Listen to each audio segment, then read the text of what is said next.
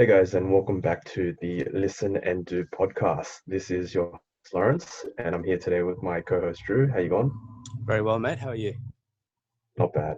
So I was on Instagram the other day, and I was actually browsing and looking at some food when I came across a bunch of donuts, which is my go-to snack.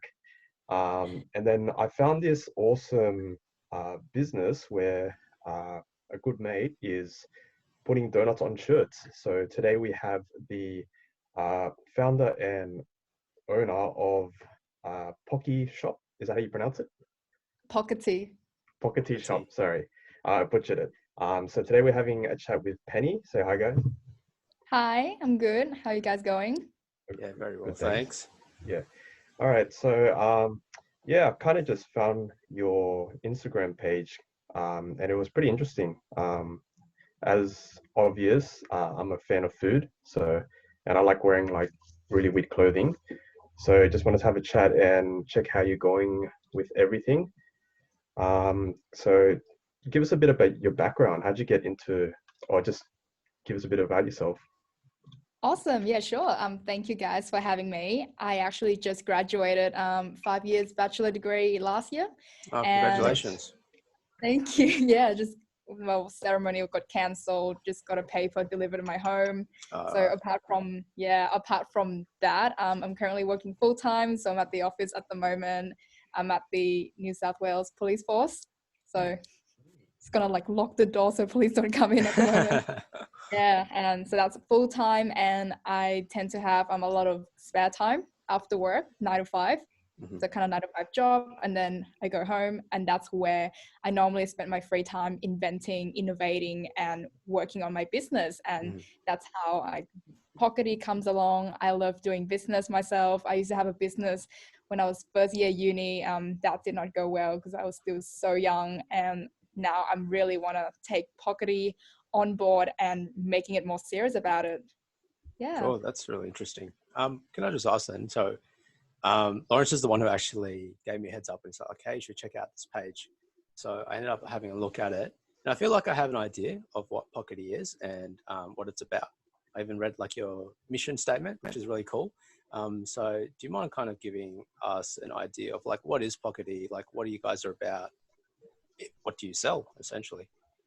Yeah, interestingly, people went on my Instagram, they thought I sell donuts. I actually can't cook, fun fact. Yeah, and they thought I sell burgers and all that, but no, it's kind of t-shirt, but I don't want to kind of present my business as selling t-shirt, just another t-shirt business, but more of selling brand and selling lifestyle where people can represent that. So that's where I kind of wanted to position my business off.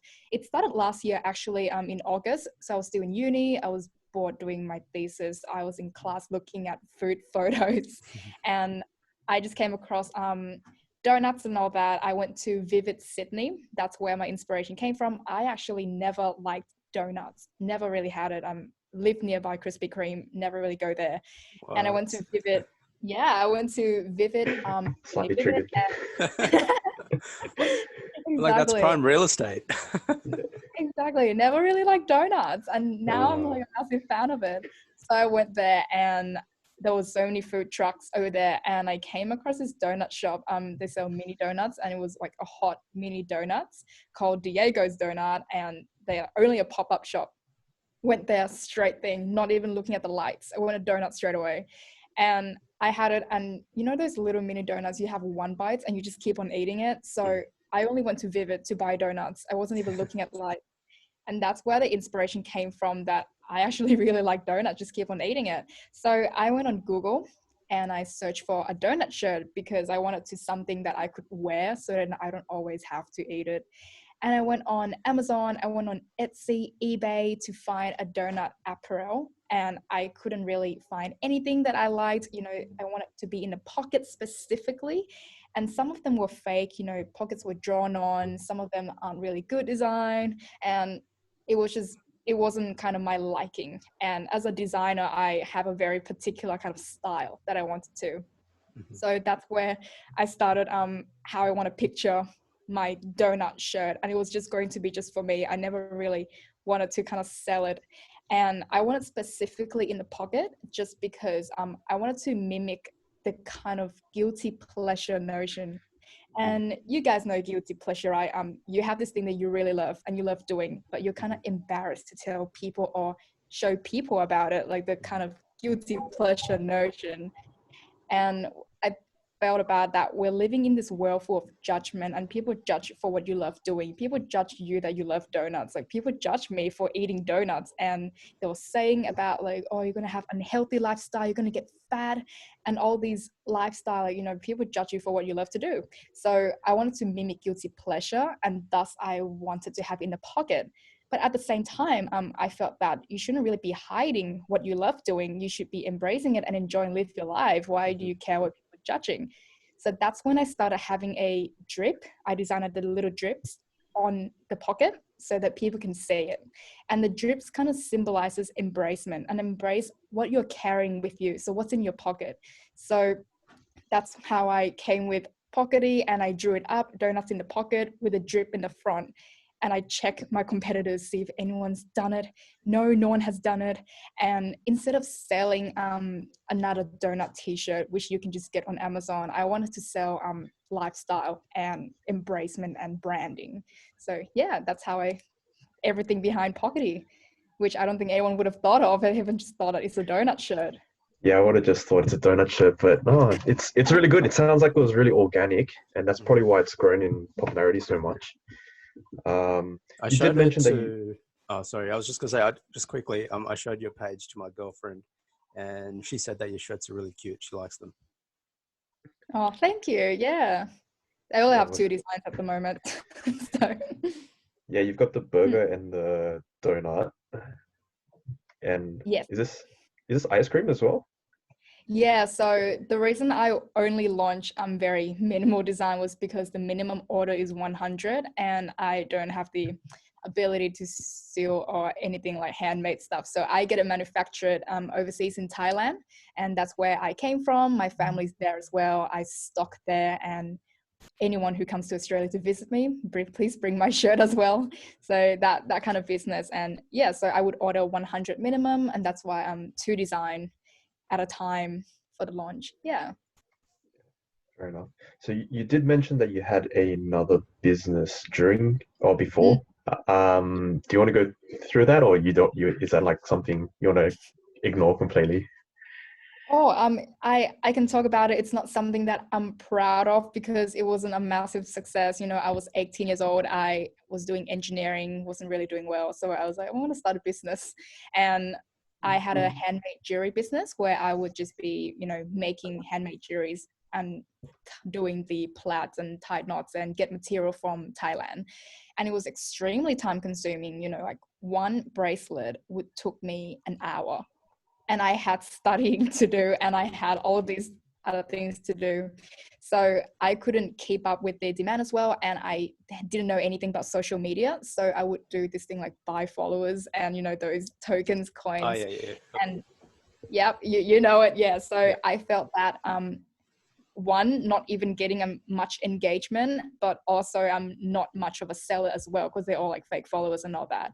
So I was doing it for about 3 years, and I know it's quite a lot of time, but during that 3 years, it wasn't much of an improvement as well, because anyone who bought my jewelries was only my friends. Like I would be forcing my friends to buy my jewelry.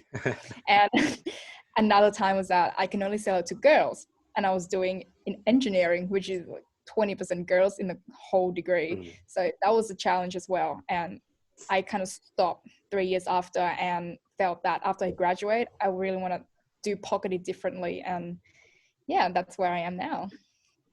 Yeah, that's Sweet. cool. Yeah.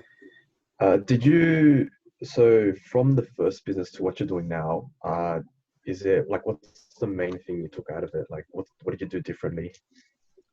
What I did differently, definitely I used more of my design skills. I wasn't a designer back then, and I started designing only 3 years ago, 3 to 4 years ago, when I got out of engineering. Thank God. Yeah. Yeah. And so I started designing my Instagram content, everything in hand, and Instagram content took a lot of time to look at the color palette. I look at branding, I look at marketing, and read a lot of that, just design as a first impression, because e-commerce and online store, you don't have a physical store where people walk in and feel like home. But I treated my Instagram page as, if people go into my Instagram, what's the first thing they look at? What would they read? And how long would they scroll? What's the most picture that stands out? So I thought, like, embed psychology in it as well. So put myself in another person's shoes, like as a user, and then go through my Instagram and see, like, how would they like my Instagram. And so that's one thing, content creation with the design. And then second thing is getting followers organically. And I promised myself not to spend any money on marketing and getting followers anymore. So what I did differently, and you'll probably be really surprised, every night before I go to bed, I would follow 20 people, 20 related content, just follow and likes and comments. And it was the most like exhausting process you would have imagined. Like, I wish I could automate that, but at the same time, you know, like Instagram automation tools. Did you get that from Gary Vee? No, I heard the exact same thing from Gary Vee. He said, you know, but it was 15, not 20. So you're already doing more than what he recommended. But he was like, just imagine that, you know, each time you comment or likes someone else who has similar content, that's like $1, and try to earn $15 every day. So yeah, that was kind of his thing. Like, you know, just comment on all the similar content, like pages. And then over time, organically, that will build your page. You just remind me of that. So I was just wondering if you got that from him. No, I got it from my ex-boss, my ex-manager. So every week we have a one-on-one. We just talk about Pocketi business and how it's growing. So I think I was really fortunate to have a boss mentor who believes in my vision and passion as well in business. So he told me, you got to follow 50 a day. And as a start, you know, you're going from 0 and getting to 100 was, I felt so down and was mentally draining. And, you know, you go through like such a down time that you just want to give up business already. And going from 0 to 100, I felt like it would take ages.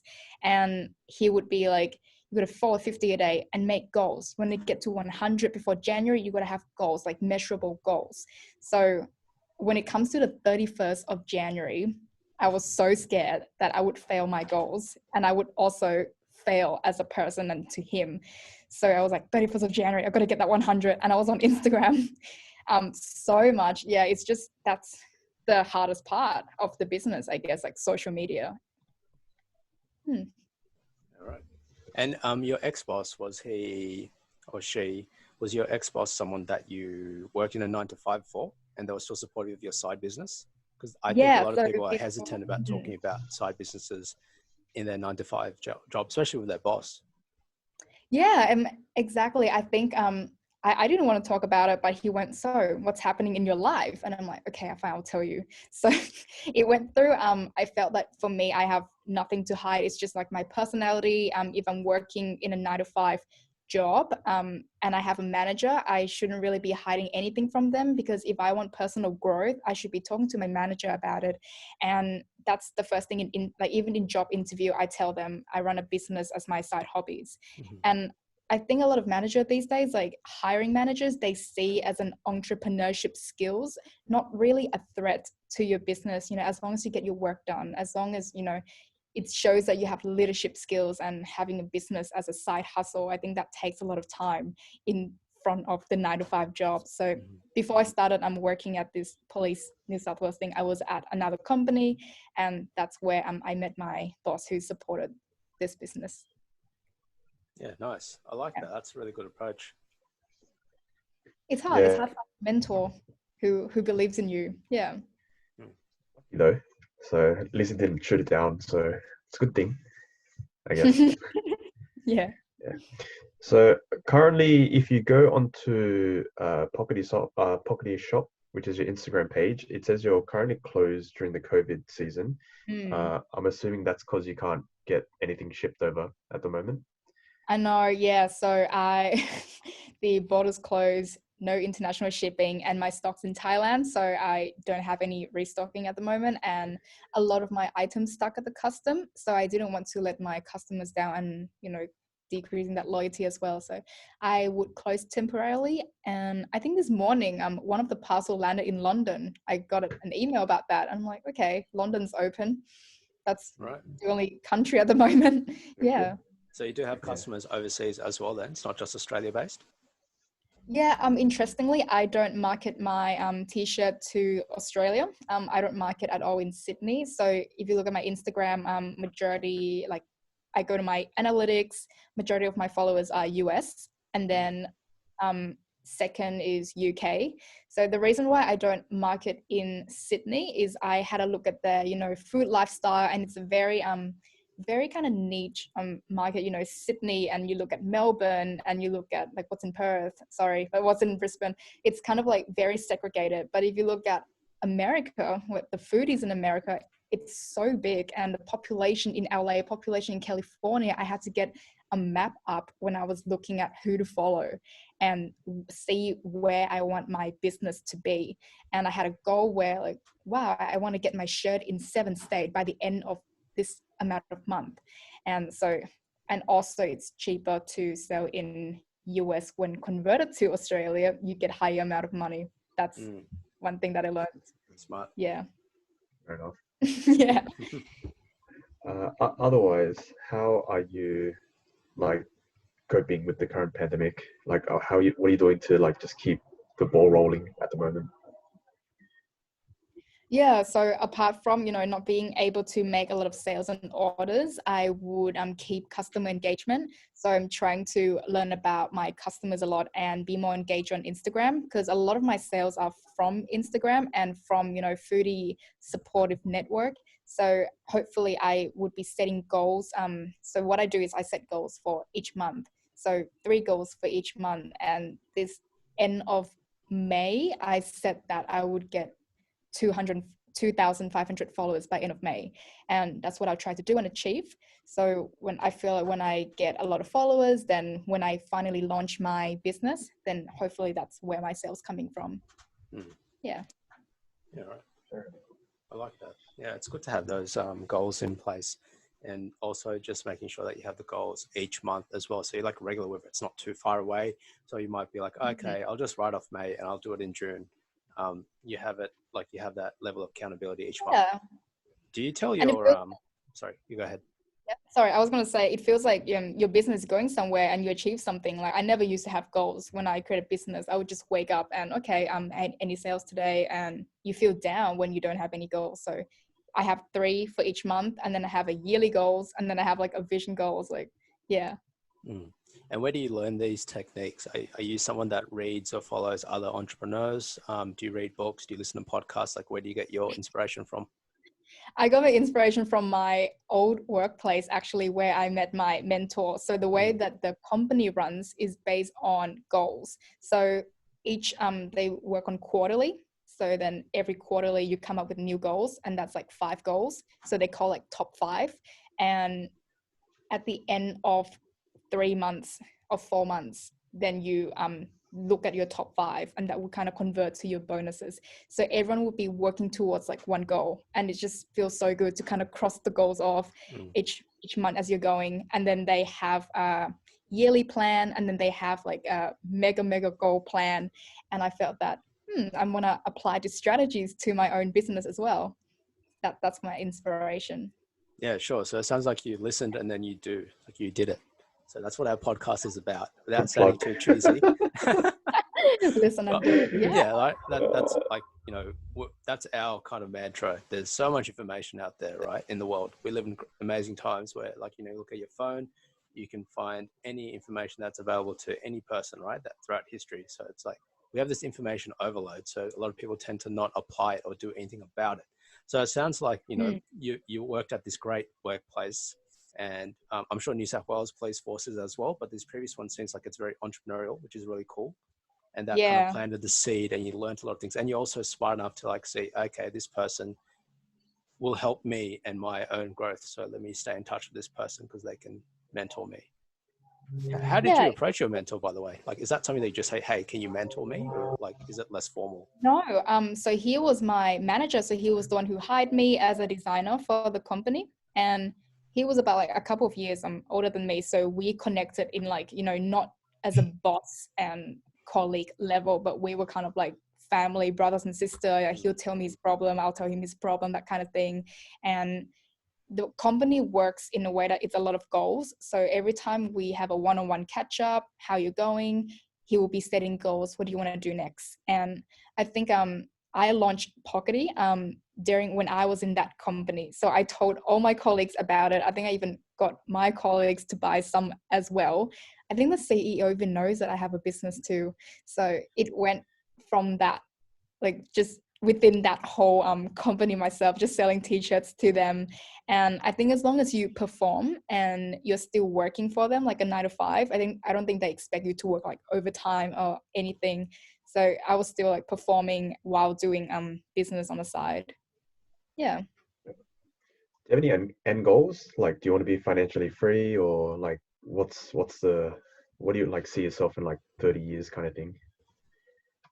That's a big question. I think when it comes to financially freedom, I am a massive worker. I love working, and I am terrible at money myself. So I'm like learning how to like do finance and all that, even with my own business, Pockety. So I think my end goal, I don't think I'll be a designer for the rest of my life and working in a corporate kind of job. I'm kind of very entrepreneurial. So I want to teach and run a business at the same time, teach things that you can't really learn from uni or from high school. So a lot of a lot of things that I do, I just learn by experience, and I don't really plan. I just do it, and then I'll plan later, just like Pockety. Yeah. Nice. It seems to be working for you, which is good. Yeah. Thank you. Yeah.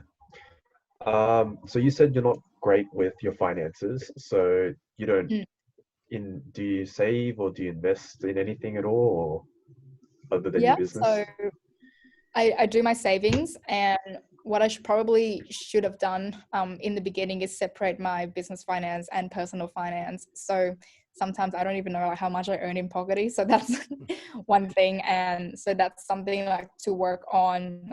Finance, like money numbers, is like, because my brain has been absorbed in design, abstracts and all that, and having like training numbers kind of going to be taking time in that. Yeah. So that's something to work on and in the future. I definitely get the creative vibe from you.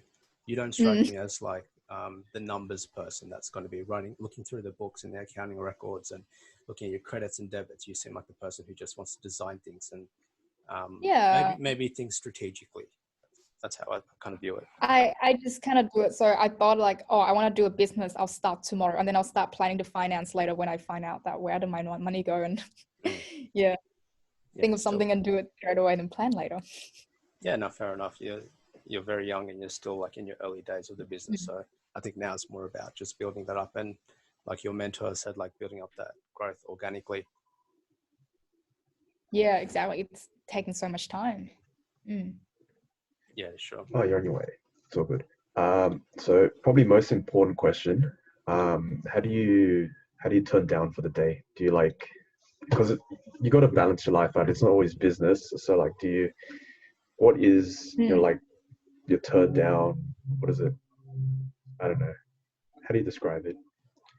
How do you switch off? You like relaxation downtime. Yeah, because like you work your 9 to 5, you come home, and then you said that you work on your business. So are you just a workaholic, or do you like to just switch off and just, I don't know, hang out with friends, family, whatever? Yeah, I used to be a workaholic. I think probably still a little bit, but I'm more relaxed now because of this COVID season. One of the things is my friends all live an hour away from me, and I don't normally see my friends that much, and especially now. So I feel like there's no different because I don't really see my friends anyway outside of COVID. So because I live so far away, and I have to catch the train an hour and a half to see my friends. Yeah, so during my downtime, I like to watch crime movies and read crime books and learn about like criminals. I know it's completely different, but it's so interesting. Yeah, and then I started working at police, and I'm like, I got this. I've been watching How to Get Away with Murder. God. Have you been watching Money Heist as well? Mm-hmm. No. I think like I'm more of like detective, kind of detective crime, like more realistic. But yeah. Money Heist is super realistic. What are you talking about? Isn't Money Heist Russia? Like set It's in in Spain. Russia, mafia? Spain. Ah, so it's not in English. Yeah, it's got subtitles and stuff, but yeah, it's worth a watch. Have you seen it, Drew? No, it comes up Yeah. on my Netflix, but I haven't clicked on it. But it looks pretty good, and I've heard some good reviews about it. I used to watch this other one called Criminal Minds. I think that was what it's called. It used to be on TV. Yeah, back in the day when people used to watch TV, I'd watch that. Apparently, that's messed up, isn't it? Like it's really, like it gets really crazy, doesn't it? Or is that something else? Maybe something else. I don't know. Yeah, It just the seemed like a detective pretty series. typical detective show for me. Hmm. It's pretty Okay. standard. Mm-hmm. Yeah. All right. Well, I guess now that you work at the police force, how does that like interact with your business, like Pocketi? Is that something that people are curious about? Do they ask you about it, or I guess yeah, like I imagine some people would be curious if they work a 9 to 5 and then you're on your lunch break right now. You're on a podcast. Like, how does that go down at work? Yeah, so my new workplace, so I'm contracted with the New South Wales Police Force as a consultant. So my actual manager and my team, they all know about my business and my passion for donuts. And that's not that much. I don't sell my t-shirt to the police. I think I'm too scared to do that. You could. The stereotype is for police that they love their donuts. I know, but I think like for me myself, I'm not much of a seller. Like I am terrible at selling. I feel really guilty that I have to force someone to buy my shirt, go up to someone, hey, you want to buy my donut shirts? Like I feel really guilty for that, because if someone really likes my product, I would prefer them to kind of offer, and just buy my products. And the thing is, like, I don't really kind of go out of my way and just, hey, buy this. And I feel all the things that I do, like kind of design work and all my business, I felt that there's no kind of need to speak for myself and ask someone to buy it if I want my work to kind of speak for itself. Yeah, I'm not really a seller, and I hate talking about my t-shirts sometimes. Oh, that makes sense. Yeah, one of my first jobs was also working in sales, and I hated it. I just didn't want to go to work. I dread it each day because it's not for me. I what you said, I can relate to, just thinking about having to. It's not force, but it does feel like you're forcing them to buy something. I feel so guilty. Yeah, I feel so sorry for them. Yeah. No, so I guess is marketing the way to do it then? Is that the indirect way of selling? Just having a good page, having a good brand, and people just come to you then? Yeah, that's what I'm more leaning towards, good page, good brand, and good support. So the way I look at it, I really focus on creating customer loyalty and customer engagement. So make them feel like they are part of your business, and I think that could work. Yeah. And how does it work having your stock in Thailand? Is there like some formal business relationship that you need to set up? Are there any laws that you need to be aware of? Is it like that kind of stuff? Does that play a factor, or is it just your family picking it up in their luggage and bringing it over to you? Oh yeah, it's totally just my family picking it up. I think, as I mentioned before, I'm not really a planner. When I started my business, I found a manufacturer, and then I made it, and then just shoved it in my auntie's house in Thailand, and then just whenever like we get an order, so he or she my auntie would send about 12 or 20 to Australia, and then I ship further. So that's something that shipping costs so much, and that's something that I would be working on in the future as well. But yeah, at the moment, because I'm not really selling as much and it's not as popular, so it's still okay to ship from Thailand to Sydney, then Sydney to UK. Yeah. At one point, you'll have to go directly to the customer from Thailand then. Shipping from Thailand to UK is more expensive than shipping from Thailand, Sydney, and Sydney, UK. Oh, that's weird. Okay. Oh, It's weird. Expensive, yeah. Crazy. All right, as we're coming down to time, Just a few more questions and then we'll let you get back to work. So this is the Listen and Do podcast. So what can someone do today and over the COVID period to get them started on their journey? So what would I advise someone to do today? So like if someone was to listen to this podcast and listen to you speak, based on your own experiences, what could they take out of it and apply if they're looking to start their own business? Like where would someone start? Yeah, honestly, anyone, I'm a big advocate on innovation. I think everyone has the ability to start business like right now or in 5 minutes later. What you need to do, get a pen and paper, write down what you want to start on and just get on designing. And you don't have to be a designer, draw up something. You can even Google like design mock-ups. Like get Photoshop, go to Canva, free design tools, and kind of look at what your products would be like or what your service would be like. If it's a service, maybe start designing a website. If it's a product, go on mockupworld.com and get like products sample in Photoshop file and just start putting mockups.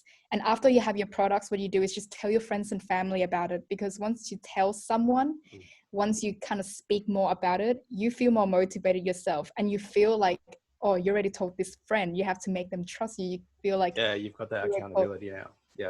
You tell your family about it, they're going to be watching what you're doing. And that's where I started with mine. I showed all my friends donut t-shirt and I felt like I already showed all my friends, now I got to do it. And easy nice. peasy. No, I like that. And I guess where can people reach out to you? How do they follow you? We've mentioned your Instagram, but do you want to give a shout out to your social media so we can just put it in our website and the descriptions? Yeah, awesome. So apart from Pocketi shop on Instagram, you can follow me on LinkedIn. I'm very active in that, in a career path, more into designers. I think that's all my social. Sorry, did you say LinkedIn? Yeah, LinkedIn. Okay, so on LinkedIn, would they look up your name or would they look up Pocketi? Yep, you can look up a company profile called Pocketi, or you can look up as Penny Talalak. So that's my actual full last name. Yeah. Okay, sounds good. We'll put your details in our episode description. Look, thanks so much for joining us today. We wanted to keep it short and sweet, where I need to go back to work, you need to go back to work. So I think, really cool what you're doing. I had a look through your page and it's really attractive. Like it's very visually stimulating. So we'll be following and looking to see your business grow and then buy a few t-shirts along the way. Oh, thank you guys. And thank you for having me. It's my first podcast. It's so exciting. Awesome. We'll hear you in a few more in the future. Have a good day. Awesome. You too. Have a good day. Bye. Bye. Yeah. Okay, stop recording.